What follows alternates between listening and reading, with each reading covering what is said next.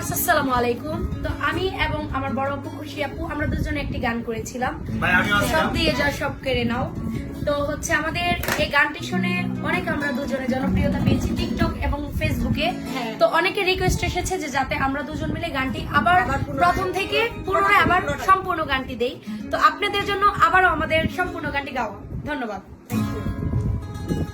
ওরে সব দিয়ে